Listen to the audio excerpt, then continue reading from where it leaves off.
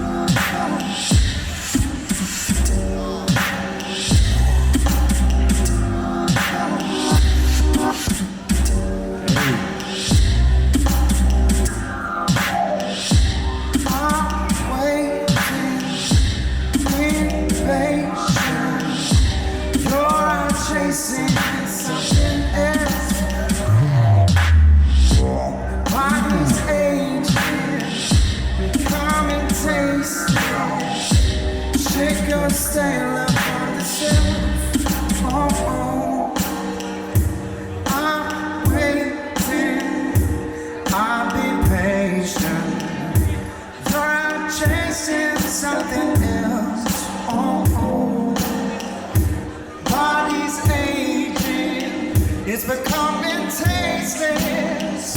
Sugar stain up on the shelf.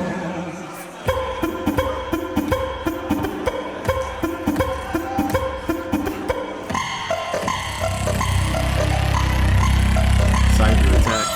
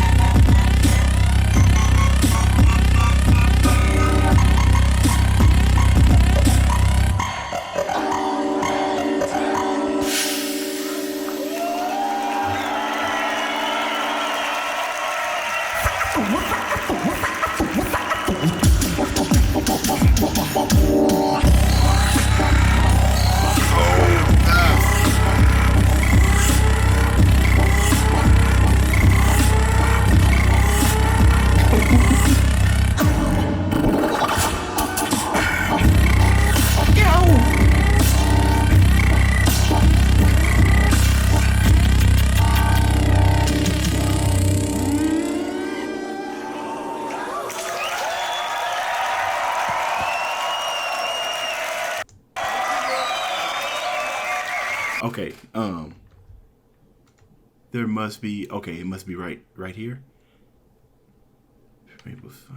Hey, what happened to the? There is another one. That was only Thum. Is there another one? Is that this right here? All right. Well, that might be it. I don't know why they did it twice. That might be it. We'll go check it out. Yo, Gene is such a musician, man. It's just the way that he thinks when he attacks his music, right? It's like the musicianship in him, like, you know, because, you know, I know a lot of these loop stationers play some physical instruments, but I don't know. That's what I'm getting from Gene. I don't believe I've heard anything from Thum yet, but I think this was a great pair off because first off, they both use a ton of vocals. I know SARO uses vocals as well, but they both do a ton of vocal work. You could hear that. It was amazing. We had different type of sound switches and everything. It went from having like some sort of like lo-fi hip hop to like some cyber grunge or everything, and they had a lot of transitions where they was rounding up right before they went into it. Now I talk about all the time. Thum went over there to Gene's loop station, I think, to figure out something. I don't know what's going on there. Maybe it was an effect that only he knew how to calibrate, because I could see him moving over there. But whatever he did, it added a little bit of that fire. The effects they were putting on each other's voices was also amazing too, to create that harmonious sounds that we were listening to. Sometimes when you're incorporating vocals and you start throwing in these digital sounds, sometimes they don't match one another. And since they are operating both of them, I don't imagine a lot of this is freestyle. They must have had to practice it. Otherwise, it might have still sounded cool if it was freestyle, but I don't believe that it was freestyle. You have to have some type of collaboration, some type of teamwork in order to manipulate and get these sounds that you want. But when you see them, they were throwing down when they were sitting there on a loop stations, and both of them was like hitting the record and the play pause button each time, and they were just sitting there jamming. They was in a groove, man, and that stuff reflects off of them. It reflects on you, and you just sitting there chilling. You can see the people in the crowd. Most of them was just like, oh yeah, okay. Some of them were even beatboxing to the beat. So we need to find out. I'm guessing that this is them. I hope I'm right. Now we come back. You guys ready for some French power? You already know what to do. Okay. All right. So this is probably just gonna end up being two of them in one. So I'm glad I caught that, because I was like, why didn't they perform? So we're gonna check this one out as well. Okay. You guys ready for some French power? Ooh la la, ooh la la, ooh la la la la la la. You already know what to do. I say the toi. You say the do now. We're coming back live. MB14 and SARO. Toi!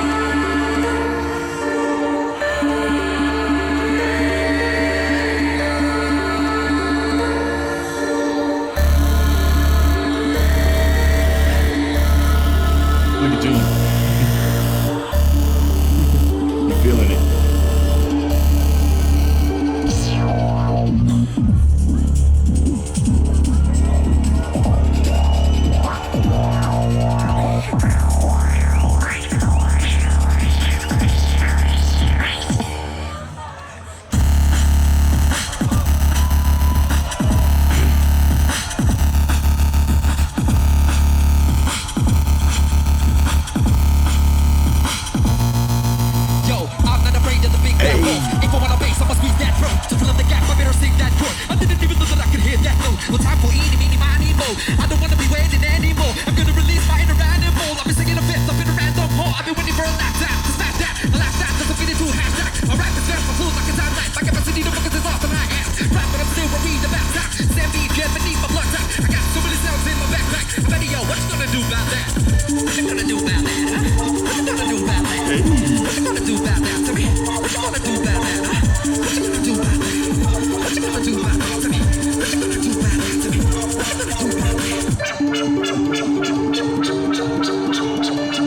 What you gonna do about that?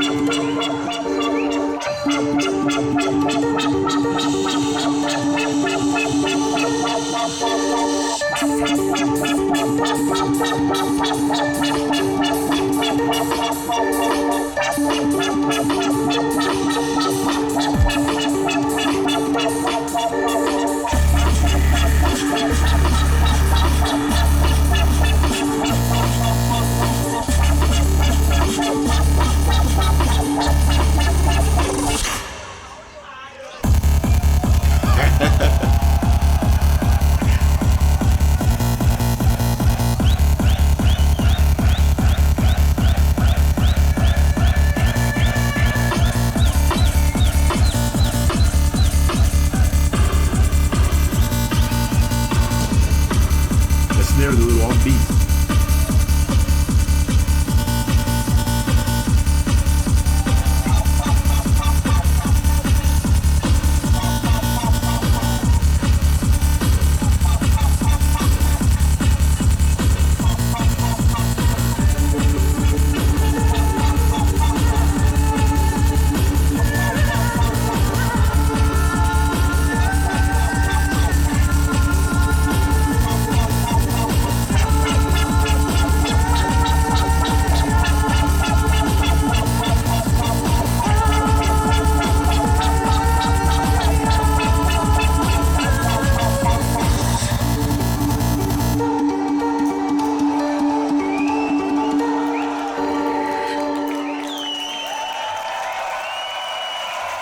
Okay, so that actually, I don't know as far as like who had the best one. So the Gene and Tom, I feel like originality and the creativity was definitely more on their end. Actually, they might have even had that technical ability. I mean, you know, a lot of things. I'm thinking they probably had the better battle out of this.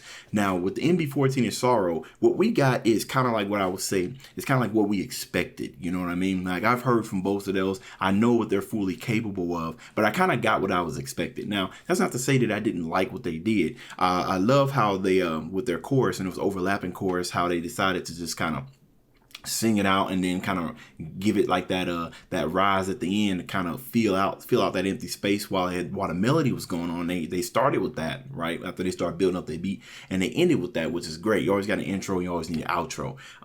But when they started layering on some of the snares, now this might have been on purpose, but I swear on everything, some of them snares came a little bit too early, right? It could look like they had maybe some synchronization issues, because there were multiple times where they were looking at each other, try to get in sync. I could hear that snare at first, but then it looked like MB14 scratched it out and he recorded in a new one. Now, what I don't know is if that was purposeful, like was that snare delayed because it just threw off. Then it kind of gave us that house, that techno, that early techno beat.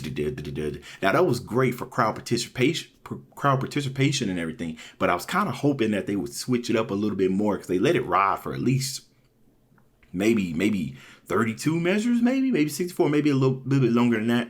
I chopped it up at least a little bit, but it was a good performance. It's just that I'm going to give it to Tom and Gene. I think they had the better performance. Now, even though most of the crowd was just sitting there, doing head mills and windmills and stuff and trying to beatbox to it, I think, like from a expected point of view, they delivered something that I wasn't expecting. So I don't know if they're going to show the winner on here.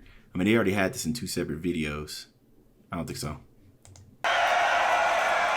Always trying to push it forward, always trying to make something new and be a genius. So real quick, would you want to see something like this, a 2v2 loop station next year in the Grand Beatbox battle?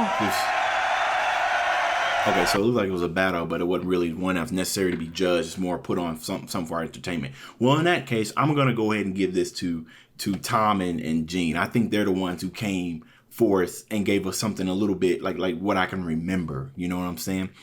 With their different overlays of their sounds. I could definitely see the musicianship coming out of Gene when he started throwing down those chorus, the effects that he was adding to their, I believe Gene had like the effect on his voice after he was singing, and then Tom put another effect on his voice, putting that in there, right? It wasn't expected because it wasn't just your do. They had all kinds of things. They switched up the song like 5 different times, right? And they was adding in different sounds. You can see Tom going over there to Gene, like, doing a little bit of magic on his, make sure he was good. But and I think that's why they should be the winners. MB14, although they did some pretty good stuff, like I said, for me at least, it was expected, and it looked like they had synchronization issues, and the snare looked like it was offbeat. Now, like I said, I don't know if that was purposeful or if it was a mistake because he did scratch it out and added a new one. But that being said, they're both great performers, obviously, doing a lot more than I can do, and I'm just a humble reactor, just expressing his opinion. But who do you guys think that won? And I'm so glad that I caught that they had another one. Otherwise, that would have sucked if I just reacted to this one, and y'all would have been down in the comments, no, there's another one. There's another one you need to react to. But I got it, so you can't say that. All right, y'all, that's the end of this video. If you enjoyed the content, leave a like and subscribe. Dave's out.